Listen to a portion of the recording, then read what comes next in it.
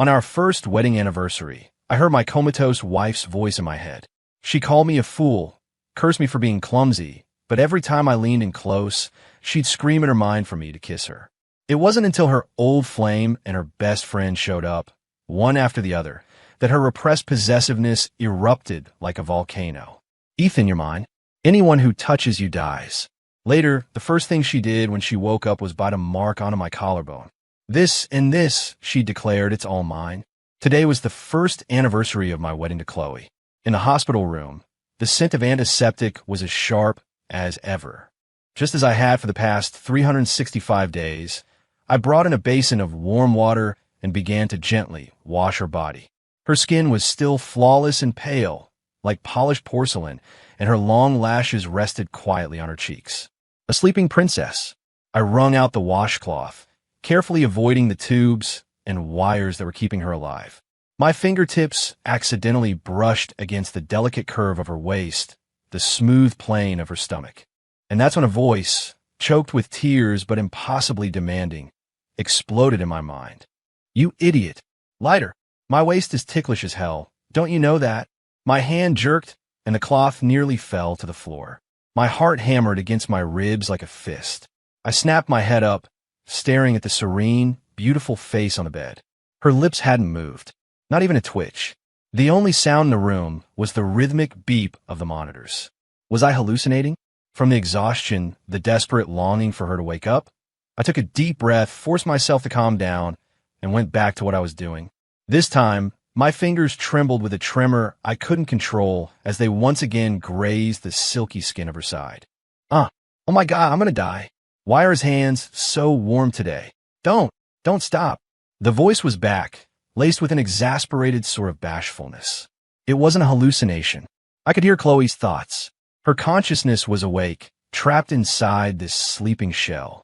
An overwhelming joy washed over me. I leaned down, my lips close to her ear.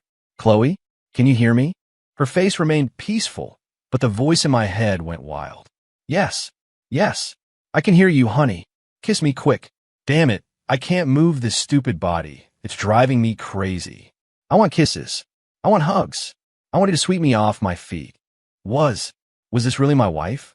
The woman who was always so cool and elegant, like a lily, in front of everyone else? From that day on, my world split in two. Visually, Chloe was the quiet, fragile patient who needed my constant, tender care. But in my head, she was a vibrant, energetic, and even slightly dirty-minded little vixen. I'd read her love poems, and she'd be complaining in her head. So cheesy I could die. You might as well just read me some smut. I'd massage her legs, and she'd be humming with pleasure. Yes, right there, a little harder. My husband's getting good at this. Feels amazing. One time, exhausted, I fell asleep slumped over the side of her bed. When I woke up, I found my hand had somehow ended up resting on her collarbone, just inside the slightly open collar of her gown. I pulled it back like I'd been burned, but then I heard her frantic mental cry. Why'd you move it? Let me know, wait. Just leave it there. You blockhead. It's not like you haven't touched me before. Stop pretending to be such a gentleman. Put it back now. My ears burning, I finally put my hand back where it had been. Her skin was cool and smooth beneath my fingertips, but it felt like I was touching a hot stove. She seemed satisfied, her thoughts turning lazy. That's more like it. Guess you know what's good for you. The worst was when I had to wash her upper body.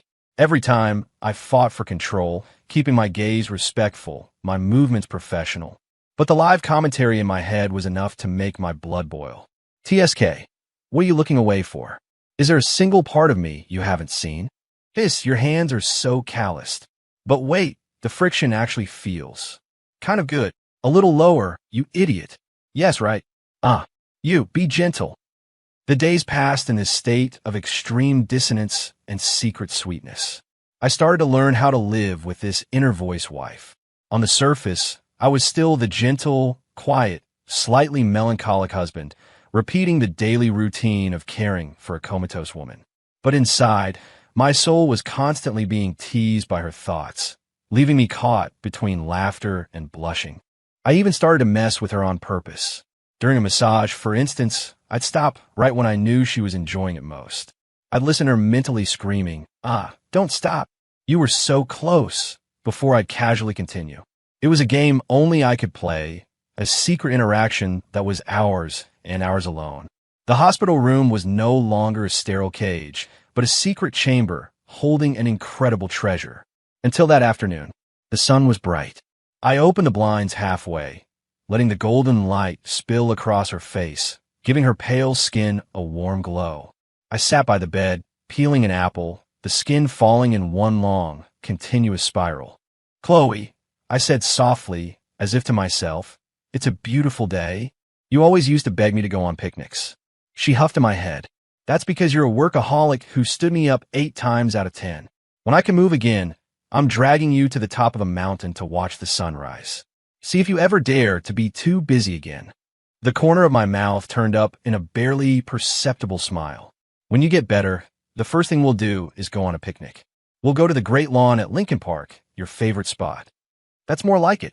Her thoughts softened, tinged with longing. "We have to bring the red and white checker blanket and the sandwiches I make. Though I guess I can't make them right now." A flicker of sadness crossed her mind. My heart clenched. I was about to say something comforting when there was a soft knock on the door. Dr. Evans, her attending physician, came in with a few residents. "Mr.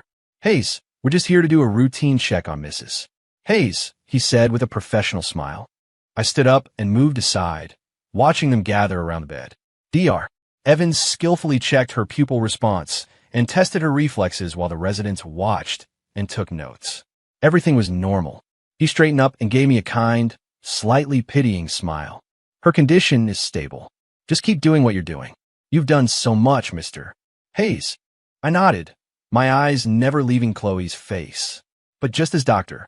Evans was turning to leave, Chloe's thoughts exploded in my head like a string of firecrackers. "Wait, you, Evans, where do you think you're putting your hands? Did you just deliberately brush the back of my hand during that check? And you, the resident with the glasses, what are you looking at? Haven't you ever seen a beautiful woman before? Am I someone you could just gawk at? Honey, Ethan, get over here. Throw them out. These guys are all lusting after your wife." I froze, glancing at Dr. Evans. His expression was perfectly normal as he gave instructions to the residents. The one with glasses was just focused on the chart, his gaze clinical. Was Chloe just being overly sensitive? Had being bettered for so long made her insecure? But her thoughts grew more frantic, thick with possessiveness and a sense of being wronged. "Ethan, you idiot. What are you just standing there for? Don't you know your wife is being harassed? Wah, this is making me so mad. I can't move, I can't talk." I felt a wave of helplessness. Trapped in this small space, all her emotions and perceptions were magnified, especially her reliance on and possession of me. I took a deep breath, stepped forward, and gently took Chloe's hand where it lay on top of the covers, subtly using my body to shield her from the doctors. Then I looked up at Dr. Evans and smiled naturally. "Thank you, doctor. We appreciate it."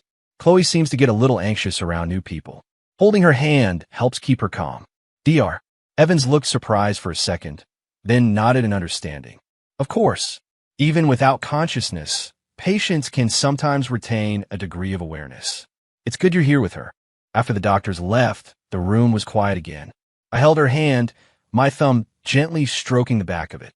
The volcanic eruption in her mind slowly subsided, replaced by quiet sobs and complaints. "About time you showed some backbone. Don't let them get that close to me again. You hear me? Not the men. Actually, not the women either." After the doctors left, a peaceful quiet settled over the room, leaving just the two of us and the lingering echoes of her possessive fit.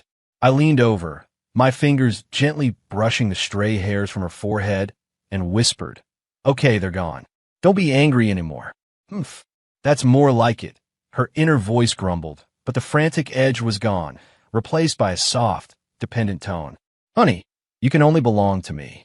"Yes, only to you," I murmured back, my voice as light as a feather. Just then, there was another knock on the door. Assuming it was a nurse coming to change in 4-bag, I called out, "Come in," without turning around. The door opened. The footsteps were steady and familiar. When I turned and saw who it was, my body went rigid. Standing in the doorway was Grant Vanderbilt, the man Chloe had carried a torch for all through college, the one who'd painted a vivid, unforgettable streak across her youth. Her big what if? He wore a tailored beige trench coat and held a large bouquet of fresh white roses. His handsome face was etched with the perfect amount of concern and warmth. "Ethan," he said, his voice as smooth as ever. I heard Chloe was still the same. I just got back in the country and wanted to come see her. His gaze drifted past me to Chloe on the bed, and his eyes filled with pity and something else, a complex emotion I couldn't quite name. My hand instinctively clenched into a fist, my nails digging into my palm. Grant's existence had always been like a thorn between me and Chloe. Even after she chose me, even after we got married, a shadow of uncertainty would sometimes flicker in the back of my mind. And now, that thorn had brazenly pushed its way into this secret world of mine, a world filled with the scent of antiseptic and the music of her thoughts. "That's thoughtful of you," I said, stepping aside to let him in. Grant placed the white roses on the bedside table. They were flawless, emitting a delicate fragrance that instantly overpowered the room's sterile smell, yet somehow seemed completely out of place. He walked to the bedside, leaned down to gaze at Chloe's sleeping face, and whispered, as if sighing, "Chloe, I'm back." Almost simultaneously, the surface of my mind rippled violently as Chloe's thoughts crashed through. "Grant? What the hell is he doing here?" Her voice was laced with surprise, and maybe even a hint of panic. My heart sank, but in the next instant, her thoughts shot up, sharp and urgent. "Whoa, why is he so close? I can feel his breath on my face. What is that smell? Did he bathe in cologne? My husband's clean scent is way better. Wait a minute, why is he looking at me like that? I'm Ethan's wife now, a married woman. Doesn't he get the concept of personal space? Honey, Ethan, why are you just standing there? Pull him away. There's something wrong with the way he's looking at me." The tension in my chest suddenly released. I almost couldn't stop myself from smiling. Her panic wasn't from the thrill of a rekindled flame, but from feeling violated, from a desperate need to draw a line in the sand. Grant seemed oblivious. He reached out, as if to tuck a strand of hair behind Chloe's ear, his movement casual and intimate. "Don't touch her." The word shot out of me, a reflex. My voice wasn't loud, but it was hard and absolute. Grant's hand froze midair. He looked at me, stunned. I took a step forward, placing myself between him and Chloe. I smoothly picked up the washcloth from earlier, my voice returning to a calm register. "Chloe's skin has been really sensitive lately. It's best if strangers don't touch her. Risk of infection." I made sure to emphasize the word strangers. The smile on Grant's face stiffened for a moment. He slowly straightened up, his eyes now appraising me. "Ethan, you're being a little overprotective. I was just. Get him. Honey, get him. Tell him whose family here." Chloe was cheering me on like a crazed fan in my head. Yes, that's it. That cold, hard stare is so hot. Let him know who the husband is." The dark cloud that had formed in my mind at Grant's arrival was instantly burned away by her unabashed favoritism. "Understand your intentions." I cut him off, meeting his gaze evenly. "But Chloe needs to rest, and she doesn't like being crowded." Grant was silent for a few seconds before finally nodding. "All right, I won't disturb her then. I hope she gets well soon." He took one last, long look at Chloe, then turned and left. The moment the door clicked shut, the world shrank back to just the two of us. Before I could even process my own feelings, Chloe's volcanic thoughts erupted. "He's finally gone. I was holding my breath the whole time. And white roses. How cliché. I grew out of those pretentious things years ago. That crappy little cactus you gave me was way more interesting, even if it never flowered and just pricked me. Honey, you were so hot just now. Total husband mode. That's my man. You get a big fat kiss for that. Hey, what are you spacing out for? Get over here. I want a real reward. A real kiss." I looked at her face, still so serene and beautiful in sleep, and listened to the vibrant little soul bouncing around in my head. An indescribable warmth and contentment filled me from head to toe. Any insecurity Grant's appearance had stirred up was utterly demolished by her direct, passionate, and fiercely loyal thoughts. I leaned down, and this time, without a moment's hesitation, I gently pressed my lips to her smooth forehead. Her skin was cool to the touch, but the voice in my head was boiling over like the summer sun. He kissed me. He kissed me, even if it was just my forehead. Nope, not good enough. Pushing the limits is my specialty. Next time, it has to be on the lips. You got that, Ethan Hayes? Fine. Seeing as you were so good today, this goddess will grant you permission to sleep on the bed from now on the very edge. The unpleasantness Grant had brought was quickly washed away by the even more torrential flood of Chloe's thoughts. She seemed to have embraced her role as the official spouse with an unprecedented passion and desire for expression. Honey, I'm thirsty. I want you to give me water. No straw. Use one of those little spoons. My left shoulder's a little sore. Yep, right there. Ow, easy.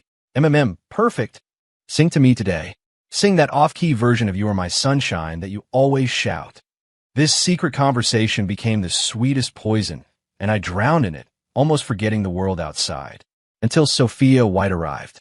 She was Chloe's best friend, inseparable since college. Before the accident, they saw each other almost every week. And for the first few months after, Sophia was here constantly, crying with me, helping out. But at some point, her visits started to feel like they were exceeding the bounds of friendship. And the way she looked at me, it started to contain something else.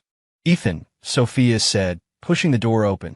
Today she wore a pale pink dress that made her skin look like snow and showed off her graceful figure. She was carrying a high-end thermos. I made some homemade chicken noodle soup. You've been working so hard taking care of Chloe, you need to keep your strength up. Her voice was honey sweet, her gaze landing on me, full of undisguised concern. Before I could even respond, Chloe's internal alarm system started blaring. So, fine. I can smell that woman's perfume from a mile away. She's here to hit on my husband again. And Ethan? Since when are they on a first-name basis? I don't even call him that. Ugh. A strange irritation pricked at me, but I kept my expression polite.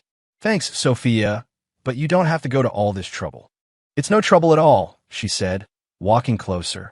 She placed the thermos on the bedside table, her eyes flicking to Grant's white roses with a tiny frown before returning to me. Her tone was gently scolding. Look at you, you've gotten so thin. Chloe would be heartbroken if she knew. As she spoke, she reached out, as if to straighten my slightly crooked collar. She touches you, I'll chop her hand off. Chloe shrieked in my head. I took an instinctive half-step back, avoiding her touch. Sophia's hand froze, a flash of embarrassment on her face that she quickly masked with deeper concern. Ethan, you can't keep yourself wound this tight. Chloe, she'll get better, but you have to take care of yourself, too.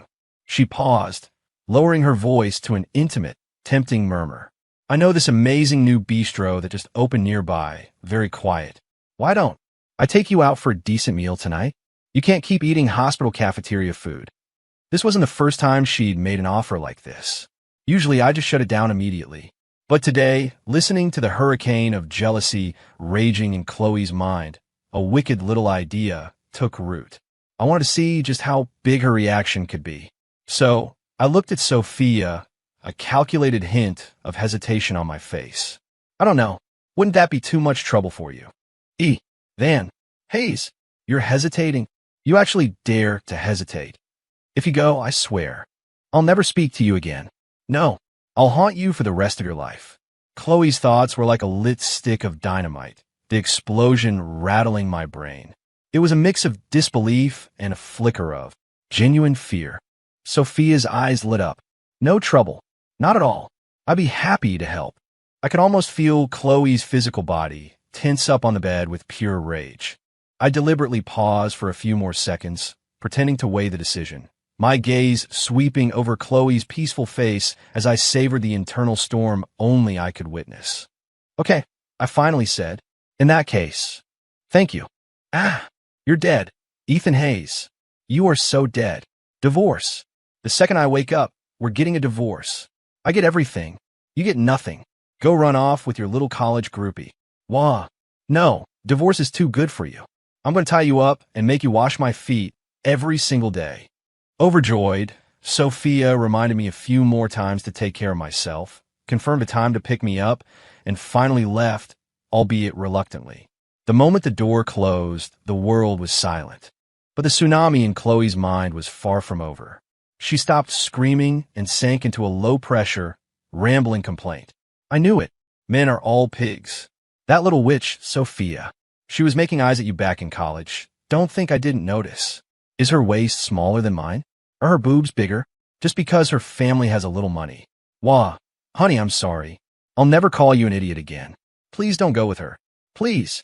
Listening to her thoughts shift from rage to resentment, and finally to a tearful plea, I felt my heart get squeezed by an invisible hand. It ached. I couldn't stand to make her sad, not even in her own mind. I leaned down close to her ear and whispered in a voice only we could share, full of exasperated affection. My little jealous mess, you can't take it already? Her internal rambling came to a dead stop. Who are you calling a jealous mess? Wait, you've got some nerve. You're the one about to go on a dinner date with another woman. A candlelight dinner. I gently took her cool hand and traced a pattern in her palm, a secret signal we had for comfort. I was kidding. I murmured, a smile I couldn't contain spreading across my face. She's always bothering you. I just wanted to get a rise out of you. She was silent for a moment. Then, an explosion of pure joy and relief went off in her mind like fireworks. Really? Honey, you scared me to death. Wah, you've gotten devious. You actually know how to tease me now. But I'll forgive you this time. However, you may be pardoned, but you're not off the hook. Tonight, you're sleeping on the couch. No, the couch is too hard. Fine, you can sleep on the edge of the bed. Listening to her contradictory, topsy-turvy thoughts, I couldn't help but let out a low laugh, my chest filled with warmth. Okay, I said softly. Whatever you say. In the end, though, I decided to go.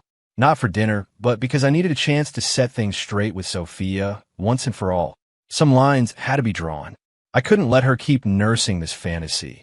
And I couldn't let my little jealous mess keep tormenting herself. That evening, I asked a nurse to sit with Chloe for a while.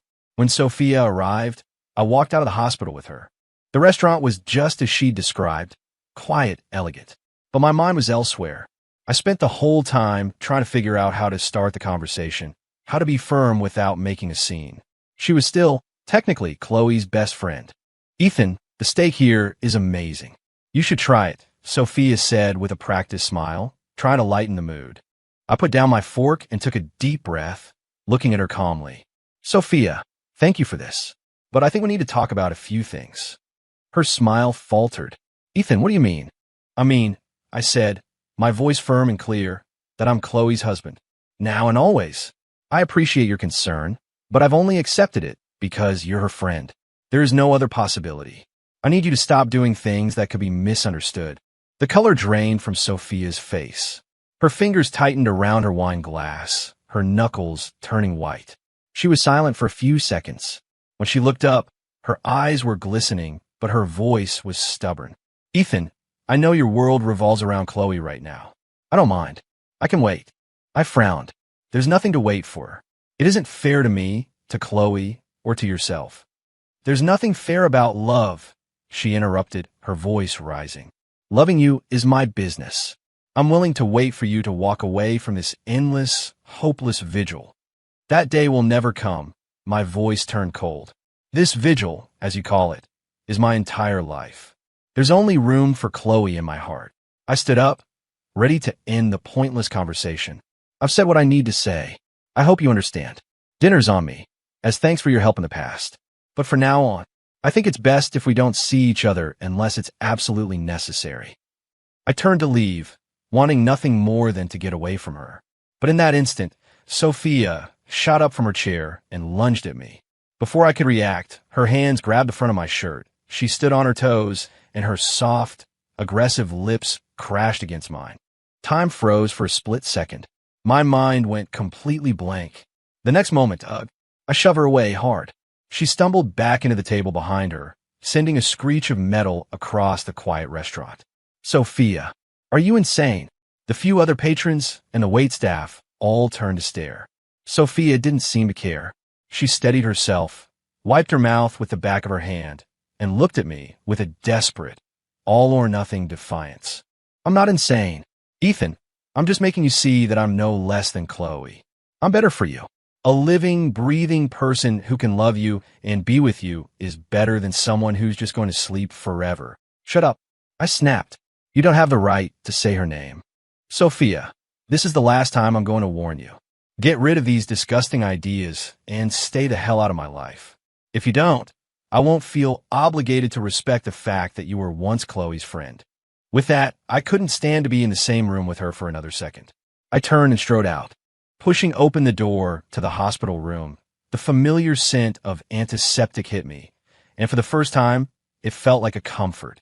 The nurse saw me, gave a nod, and left. The room was quiet, just us and the steady beep of the machines. I walked to the bed. Chloe was lying there peacefully, moonlight filtering through the window and casting a gentle, ethereal glow on her face. But I knew what a fiery soul was hiding beneath that serene surface. I pulled a chair close to the bed and sat down, taking her cool hand in mine. Taking a deep breath, I leaned forward, resting my forehead on our joined hands. My voice was laced with a weariness I hadn't noticed until now. "Chloe, I'm back." I paused, then forced the words out, holding nothing back. "Tonight, I want to see Sophia." I told her everything. I told her I'm her husband, that my heart only has room for you, and that she needs to give up any fantasy she might have. I thought I felt her fingers twitch in my palm. Maybe it was just a muscle spasm, but her thoughts were already starting to bubble like boiling water. "And? You told her to back off, and she just listened? A person like her." And then, my throat tightened. She caught me off guard. She jumped on me, and she kissed me. The moment the words left my mouth, I couldn't bear to listen to her reaction. Silence. A dead, terrifying silence in my mind. It was worse than any screaming or cursing. I shot up, looking at her calm face, and started explaining frantically. "Chloe," I pushed her away immediately. Really hard. I yelled at her, "I completely burned that bridge. Dirty." A thought surfaced, thick with emotion, so full of hurt it felt like it was dripping with tears. "My husband isn't clean anymore. He was defiled by that awful woman." Her voice wasn't a volcanic eruption, but the whimper of a small animal caught in the rain. Every word was a hook, tearing at my heart. "I'm sorry, Chloe, I'm so sorry." I repeated it over and over, not knowing what else to say. I handled it badly. I gave her an opening. "Please don't be sad, Why does this happen? She has everything, and she still wants to steal my things. Steal my husband. Be careful of your friends." My mom was right. She told me to stay away from her, said she was trouble. I didn't believe her. I thought we were the best friends in the world. Her thoughts shifted from hurt to rage, but it wasn't directed at me. "Sophia White, you bitch. After everything I did for you, I told you all my secrets, and you were after my man the whole time. That time at the party in college, you deliberately sat next to him and kept pouring him drinks. And on my birthday, you wore that ridiculously short skirt and paraded in front of him. I was so blind. I thought you were just being friendly. I'm so furious. The second I wake up, I'm going to rip her lips off. See how she likes kissing people then." Listening to her tirade against Sophia, the knot in my stomach loosened slightly. At least she wasn't angry with me. I cautiously rubbed the back of her hand, trying to sound appeasing. "Chloe, you're not mad at me." Her mental cursing paused. Then, a fresh wave of hurt washed over. "Mad? Of course I'm mad. I'm mad at you, you blockhead. She was making moves on you for years. Couldn't you see it? You had to wait for her to physically attack you to get a clue. But," her voice dropped to a heart-wrenching sob, "but you pushed her away, and you yelled at her, and you came back and told me right away. You didn't lie to me. Honey, I'm so useless. If I could move, I would have run over there and slapped her myself. But I'm just stuck here. I can't even protect my own husband. I let you get bullied by someone like that." Her words were like a dull knife, sawing back and forth inside me. I leaned over and gathered her in my arms, quilt and all, though all I could feel was the soft bedding and her frail form within. "You're not useless," I said, my voice hoarse. "It's my job to protect you. I failed to protect myself, and I let you get hurt." I swore to her then, my voice low but steady in her ear. "It will never happen again. I promise, from now on, I will not let anyone get near me, not even to touch me. Sophia White will never appear in our lives again." She sobbed quietly in my arms, at least in my mind. After a while, her thoughts calmed down, heavy with exhaustion and a hint of a pout. "Then you have to stay away from all women. 3 feet. No, 10 feet. Wait, 20 feet away. Okay, 20 feet. I agreed easily. And your lips? She seemed to remember the kiss, a wave of disgust washing through her. Go wash them with disinfectant when you get home. Okay, I'll scrub them raw, I said. I wanted to laugh, but my heart was just a puddle of melted butter. Honey, yeah. Hold me tighter. Her voice was thick with need and fatigue. I'm sleepy. Go to sleep, I said, tightening my arms, even though my embrace was limited. I'm right here. I'm not going anywhere. Her thoughts faded, turning into a blurry whisper. Mine. No one can take him. After that night, Sophia White disappeared from our lives. I blocked her number, her social media, and I informed the hospital's front desk that she was not a permitted visitor. The world felt clean again, stripped down to just me, Chloe, and her endless, lively thoughts. But beneath the quiet, a current was stirring. Chloe seemed obsessed with the fact that I'd been kissed. For 3 days straight, her thoughts circled the topic relentlessly. Was scrubbing them 3 times with disinfectant enough? Maybe you should use rubbing alcohol, too. God, I'm still so pissed. That was my private property, a violation of my sovereign territory. Ethan Hayes needs to wear a full-face motorcycle helmet whenever he leaves the house from now on. Cover that face up. Her jealousy was a tangible thing, a storm of resentment brewing in my head. I could even feel her mental tension when I watched her, an unusual, laser-like focus. It was as if she was marshaling all her spiritual energy to fight that non-existent mark, to reconfirm my absolute devotion to her. On the 3rd night, a storm broke. The wind howled outside, driving sheets of rain against the window panes with a violent rattle. As usual, I was lying on my side at the edge of the hospital bed, a protective barrier, one of my hands intertwined with hers. But her thoughts were more turbulent than the storm raging outside. No, just thinking about it isn't enough. The feeling is too disgusting. Mine. Every single hair on Ethan's head is mine. Why can't I move? Why can't I be the one to kiss him back? I need to overwrite it, erase it completely. Her obsession was a wildfire, roaring through my mind. I could feel the hand holding mine begin to tremble, not with the usual unconscious twitches, but with violent, deliberate spasms, as if she were fighting against her own body. Chloe, I pushed myself up, peering at her face in the dim glow of the bedside lamp. Her brow was furrowed, beads of sweat dotted her forehead, and her lips were pressed into a thin, white line. She looked like she was in the middle of a terrible battle. Chloe, relax. It's okay, it's all in the past, I whispered, my heart aching as I wiped the sweat from her brow. But her thoughts only grew sharper. It's not in the past. Not until I confirm it myself. Not until I... Just then, a brilliant fork of lightning tore through the night sky, followed an instant later by a crack of thunder so loud it felt like it would shatter the glass. Boom! At the exact moment the sound hit, the trembling hand in mine suddenly clenched with astonishing force, gripping me like a vice. At the same time, Chloe's motionless body convulsed, and a faint, guttural sound escaped her throat. Mine! A shock wave went through me. I stared at her, unable to believe it. And then, as my heart threatened to pound its way out of my chest, I saw it. Her eyelids, sealed shut for a year and 3 days, began to flutter like the wings of a butterfly. Then, through a shimmer of moisture, they slowly, painfully, opened a crack. Her gaze was unfocused at first, a hazy reflection of the flashing lightning and the dim lamplight. But then, slowly, like the sun burning through morning fog, her eyes began to focus. They settled on my face, frozen in absolute shock. Our eyes met. Time stopped. My mouth hung open, my throat completely closed off. I couldn't make a sound. Hot tears I didn't know were coming suddenly burst from my eyes, blurring my vision. She watched the tears stream down my face, and her newly opened eyes quickly filled with their own. Her lips moved, trying to form words, but after so long they could only produce broken, airy sounds. But her actions spoke first. Her arms, still weak but fueled by a fierce, clumsy determination, lifted from under the blanket and wrapped around my neck. She was holding me. Her body wasn't the dead weight of sleep anymore. It was warm and real, trembling against me.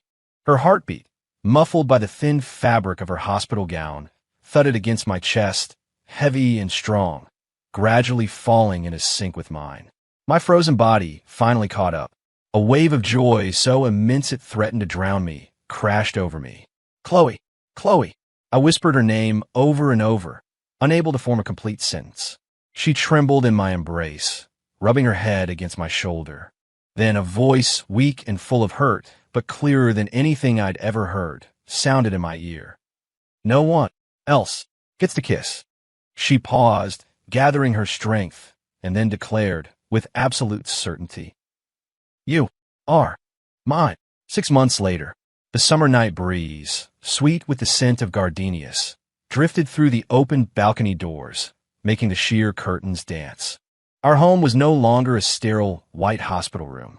It was filled with color again, and with Chloe, her vibrant, sometimes overwhelmingly intense, presence.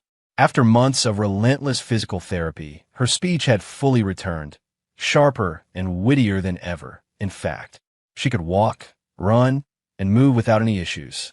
The body that had lain dormant for so long was now humming with a stunning vitality. Right now, she was standing in the doorway of the bathroom, the warm light tracing a silhouette that made my blood run hot. She was wearing a black silk slip, so short it was barely decent. Thin straps clung to her glowing shoulders, and the deep V-neck did little to contain her impressive 36D bust, which rose and fell with each soft breath. Below the hem of the dress were the two long, slender legs she had always been proud of, now with an added touch of mature allure. Her bare feet were planted on the cool tile, toenails painted a startling, seductive red. She leaned against the doorframe, her damp hair cascading over her shoulders, a droplet of water tracing a path down her collarbone. Her eyes, once sealed in sleep, were now shockingly bright, a blatant, hungry fire in their depths aimed directly at me. "Honey," she said, her voice husky from the steam of her shower, "I think I missed a spot on my back. Can you come check for me?" I was sitting on the couch, holding a book I hadn't turned a page of in 10 minutes. My throat went dry. Over the past 6 months, as she recovered, we'd had hugs, kisses, countless nights spent wrapped around each other. But out of concern for her health, I had maintained my control, never crossing that final line. She seemed to know it too, teasing me occasionally, but never like this. Never so direct. This was a full-scale assault.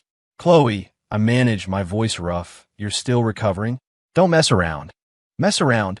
She arched an eyebrow and began to walk toward me with a slow, deliberate sway of her hips. "Mr. Hayes, your wife is in perfect health, and I seem to recall a certain real reward that was promised. Isn't it about time you paid up with interest?"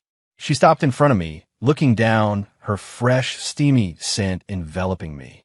Then she leaned in, her warm breath ghosting over my ear as she whispered, "Or can't you handle it anymore?" That was the final straw. Every ounce of reason and self-control I possessed crumbled in the face of her blatant challenge and intoxicating beauty. I shot to my feet, and, as she let out a surprised gasp of triumph, I swept her up into my arms. "We'll see about that," I murmured, capturing her smirking lips with mine, my voice thick with desire. "You'll find out soon enough." The bathroom was still misty, the mirror fogged over. I set her down on the cool marble of the vanity. She gasped as the cold hit her skin, her long legs instinctively wrapping around my waist. "Cold," she complained, but her arms only tightened around my neck as she pulled me into a searing kiss. The bathroom door clicked shut behind us. The frosted glass blurred the outside world, trapping us in a small, steamy space filled with nothing but each other, the rising heat, and the sound of our breathing. The shower turned on, and hot water poured down, instantly soaking us. Her silk slip became transparent, clinging to every curve, revealing the lush, mature body beneath. The full arc of her chest trembled under the spray. Water traced a path down her long neck, over the delicate hollows of her collarbones, and disappeared into the valley between her breasts. My gaze was locked on her, my breathing ragged. "Chloe!" I rasped her name. She rose on her toes, her arms winding around my neck like serpents, her wet body pressing flush against mine. Her tongue parted my lips with an undeniable force, tangling with mine, demanding, devouring, as if trying to consume my very soul. The string in my mind labeled control snapped. I took charge, one hand gripping her slim, strong waist, pulling her impossibly closer, the other burying itself in her wet hair as I deepened the kiss. The water sluiced over us, our clothes a useless barrier. Chloe, your body. Some small, rational part of my brain still worried about her recovery. Shut up, she panted, breaking the kiss, her eyes hazy with lust but fiercely dominant. I'm fine. I've been fine for a long time. Tonight, you belong to me. Her words, her actions, burned away my last reservations. I'm yours. All of me is yours. I've always been. Only yours. The sound of the shower was no match for the sounds of skin on skin, of ragged, mingling breaths. From the bathroom to the bedroom, the battle raged on. Her long legs were wrapped tightly around me, her hips moving with a confident rhythm. We took from each other tirelessly, reclaiming lost time, confirming our possession in the most primal way possible. The sky was just beginning to pale when the storm finally passed. She was curled against me like a contented cat, her body marked by our lovemaking, her face flushed and languid with satisfaction. I held her gently, my fingers combing through her damp hair, my heart filled with a profound sense of peace and completion. She suddenly lifted her head and bit my collarbone, not hard, but enough to leave a distinct mark. Stamped, she said, her voice a husky whisper, a triumphant smile playing on her lips. Here, here, and here. Her fingers traced patterns across my chest. All my brand. Let's see anyone else dare to touch you now. I laughed, catching her mischievous hand and bringing it to my lips for a kiss. Yes, all yours, I said, my gaze deep and tender. Every last heartbeat. She hummed, satisfied, and snuggled back into my arms, finding a comfortable spot. That's more like it, she mumbled. So tired. Time for sleep. Within seconds, her breathing evened out, and she was fast asleep. I watched her peaceful face for a long moment before leaning down to press a soft kiss to her forehead. Outside, the dawn was breaking. A new day was beginning. And so was the rest of our life. End.